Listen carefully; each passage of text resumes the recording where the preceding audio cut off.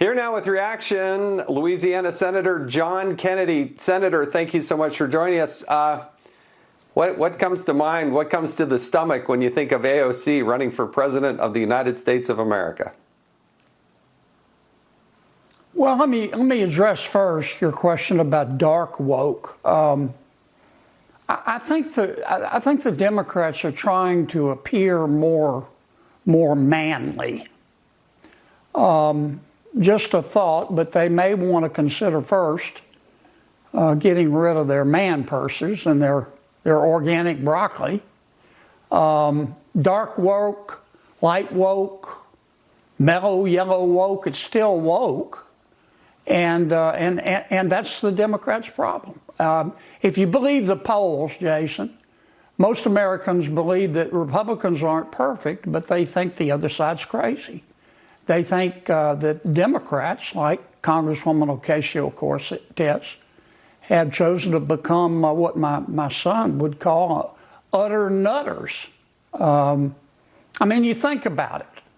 And think about what the Congresswoman stands for. If you're a Democrat in today's Democratic Party, you're not allowed to fire bad employees, to fire bad teachers. You're not allowed to cut wasteful spending.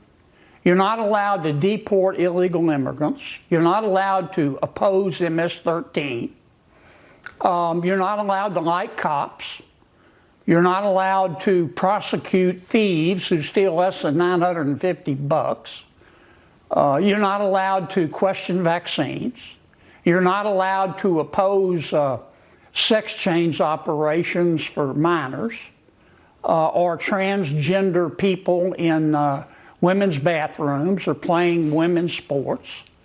You're not allowed to oppose critical race theory in our schools. You're not allowed to oppose reading porn to grade schoolers. You're not allowed to oppose racial quotas. But you are required to use certain pronouns and to believe that men can breastfeed. Now, I don't think I'm being unfair. This is what Democrats and Congresswoman Ocasio-Cortez now believe. And a charitable interpretation for this kind of behavior does not exist. And the American people look at it and they just want to jump out of a moving car. And that's why Democrats are polling right up there with scalp psoriasis. In terms of the Congresswoman, look, I encourage her to run. I hope she does run. I understand. I listened to her speech. I understand her slogan is going to be "Change begins with a mustard seed," which I think is interesting.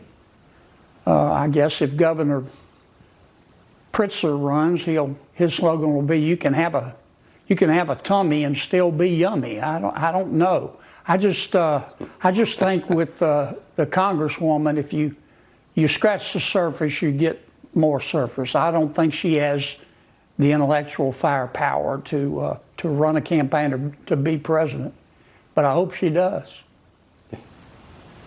Yeah, it's interesting with Donald Trump. I don't think the Democrats ever took the time or had the inclination or even the ability or aptitude to understand Donald Trump and his appeal to the American people. I think authenticity wins elections and it wins hearts and minds, and Donald Trump has that top to bottom. It's authentic.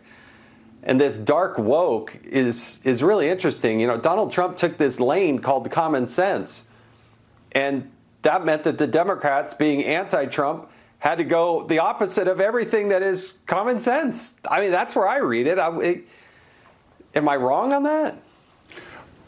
No, I think Trump beat Harris because Trump represented hope and Harris represented more hurt.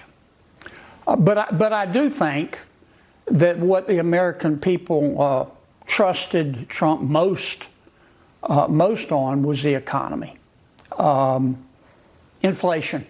I mean, inflation was man-made, and that man's name was Joe Biden, and it gutted people like a fish, And when moms and dads lie down to sleep at night, Jason, and can't, they're worried about the economy. They're worried about the high prices. That's why we've got to pass the reconciliation bill. That's our plan to deal with lowering these prices.